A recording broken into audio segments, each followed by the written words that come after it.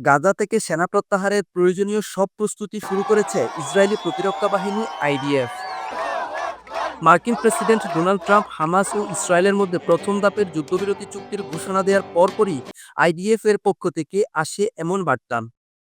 কাতার ভিত্তিক সংবাদ মাধ্যম আল জাজিরার এক প্রতিবেদনে বলা হয়, হামাসের সঙ্গে জিম্মি যুদ্ধবিরতির সমঝোতা চুক্তির অংশ হিসেবে ইতিমধ্যে সেনা প্রত্যাহারের প্রস্তুতি শুরু করেছে ইসরায়েলের প্রতিরক্ষা বাহিনী।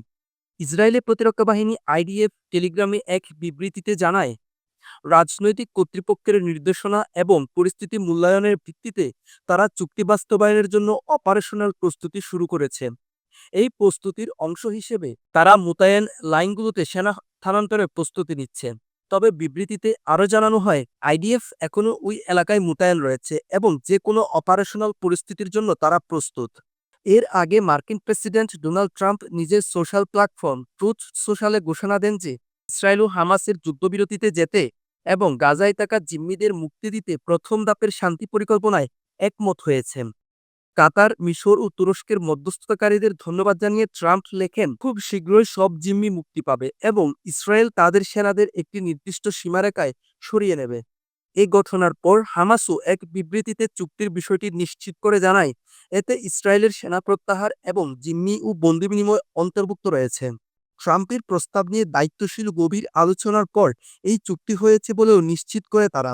যদিও প্রথম ধাপের যুদ্ধবিরতি চুক্তির বিস্তারিত সরকারিভাবে প্রকাশ করা হয়নি, তবে বেশ কিছু বিষয় জানা গেছে বিভিন্ন আন্তর্জাতিক গণমাধ্যমের বরাতে।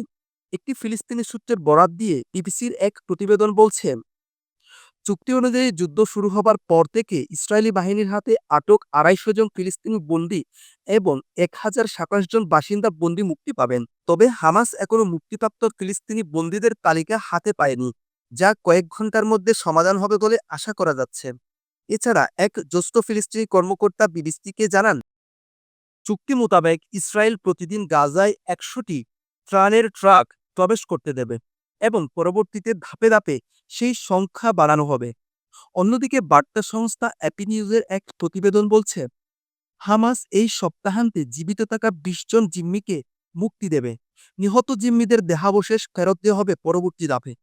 বিনিময়ে ইসরায়েলি সেনারা প্রায় ৭০% এলাকা থেকে সরে আসবে এবং কয়েকশো ফিলিস্তিনি বন্দীকে মুক্তি দেবে বলেও জানা যায়। প্রিয় দর্শক, আমাদের ভিডিওগুলো ভালো লাগলে অবশ্যই সাবস্ক্রাইব করবেন।